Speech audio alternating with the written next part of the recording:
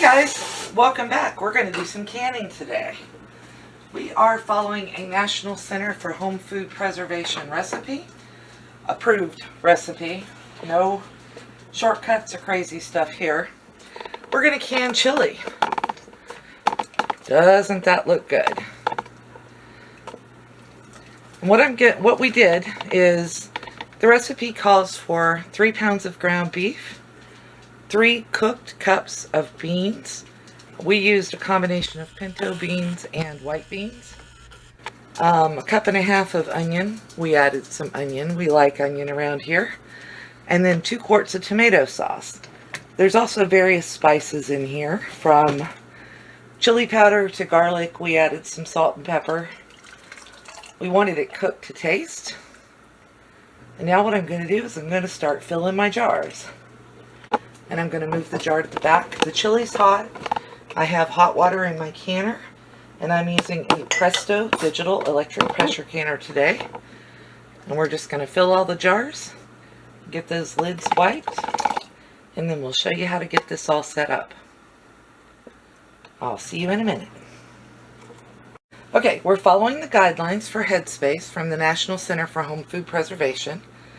And it says to fill it to just below, to 1 inch headspace, so it's just below the ring of the jar.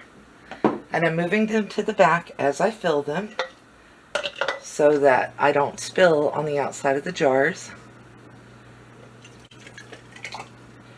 My spatula here is about a half a cup. I'm trying to make sure I get a mixture of both solids and liquid in here. That's actually a little bit much. Let me get a spoon and remove that. Okay, I got a little bit much in this jar, so I'm just taking some out, moving it into another jar. I want to stay under that ring. And then I have a bowl over here with hot water in it.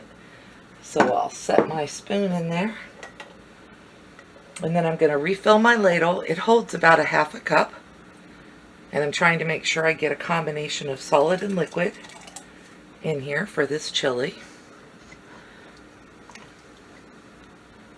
Nice thick chili. We did not add any thickener to this because the recipe says not to. Let me move that. I am way too generous on my jars today. Easy fix, just move over a little bit so that your jar is right and keep going. Let's bring this one in here since I've got some in it.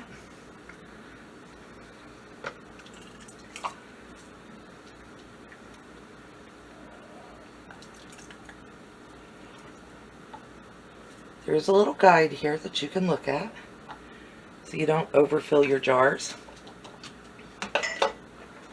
And I'm just going to keep filling them, and I'll bring you back when they're all full.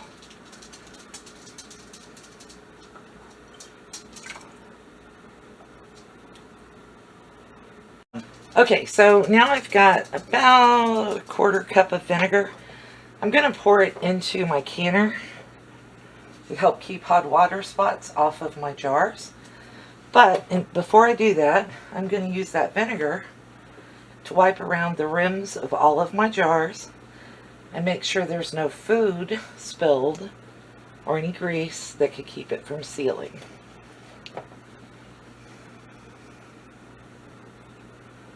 I'm also looking for chips in the edges of my jars.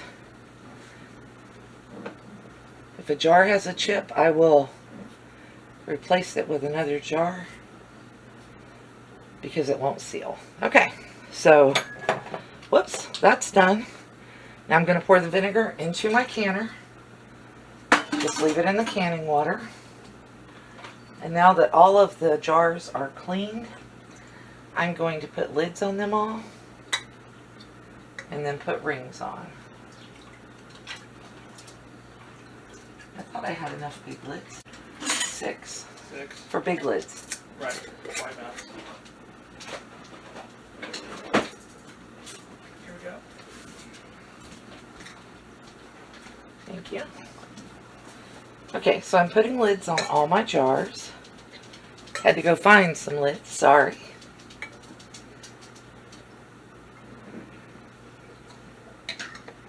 And all I've done with them is dipped them in hot water. They don't have to be boiled, but I still like to put a little hot water on there. And to put your lid on, you just set the ring on. To put your ring on, you just set it on and do it finger tight. And then I'm going to set them directly into the canner. You're not wrenching down on these. Just finger tight is fine. If you get them too tight, your jar might explode. Too loose and your lid will come off. So you want to pay attention, but it's not critical. I reuse rings all the time. This ring looks pretty bad, but it's still round and it still goes on no problem.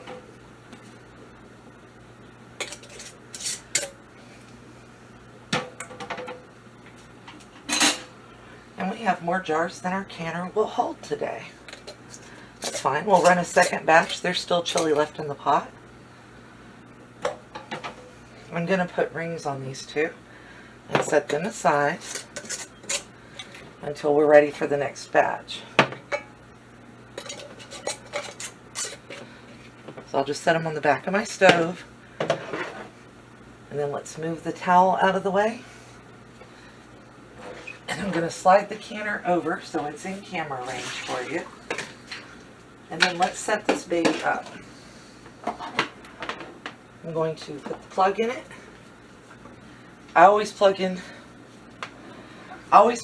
the canner first and then into my wall. This is a heavy duty appliance, so it can definitely draw some power. The first thing you see here, can you see that? So now that all my jars are in the pressure canner and I have attached the cord to the pressure canner and plugged it in, it's now flashing pressure can. I hope you can read that. I'm going to push the button once and then I'm going to set the time. The recipe that I'm using from the National Center for Home Food Preservation says 75 minutes for pints. You cannot can chili in quarts. I'm going to put my lid on this pressure canner and lock it. It says locked right here. And then I'm going to put the green handle down and I'm going to push the arrow. It says insert jars, which I've already done.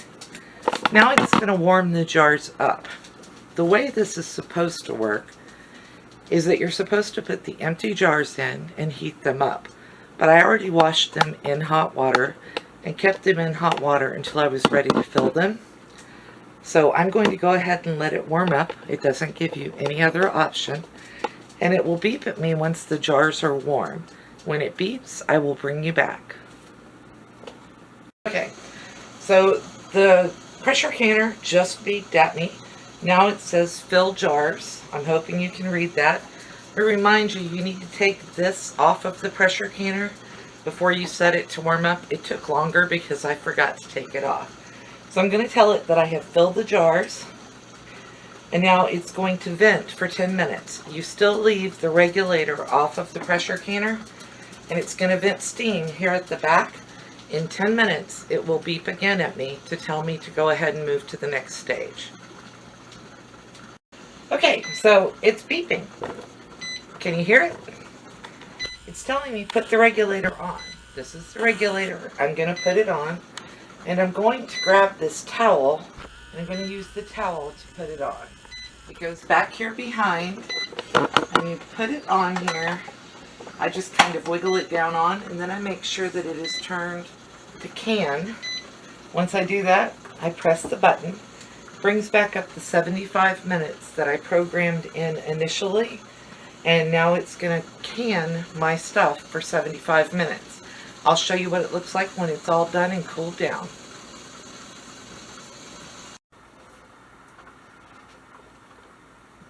That sound meant that the canner is now done and it has gone into cooling mode.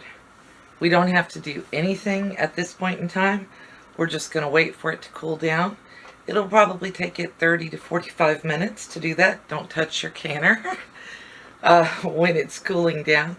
And all you do now is you just wait. I'll bring you back when the jars come out of the canner. The pressure canner now says it's done.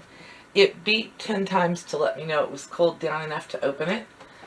So I'm going to undo the green.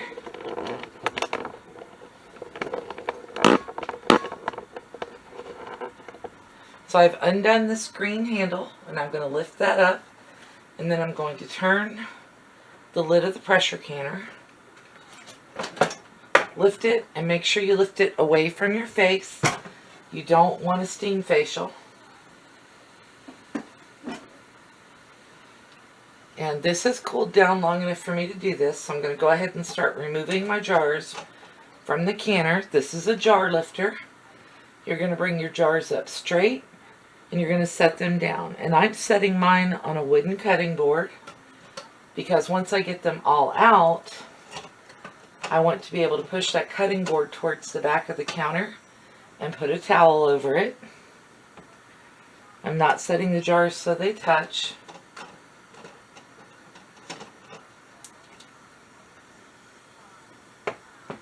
Doesn't that look good? Now remember, this recipe is approved by the National Center for Home Food Preservation.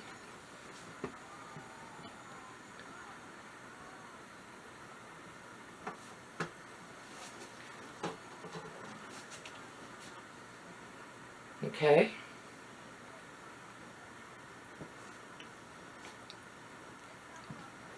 You want me to bring it closer?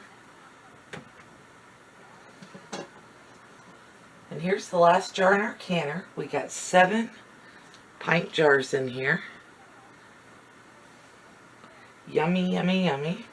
I'm going to push this cutting board towards the back of the counter because there's not enough room on there for the 7th one. Set it on the counter.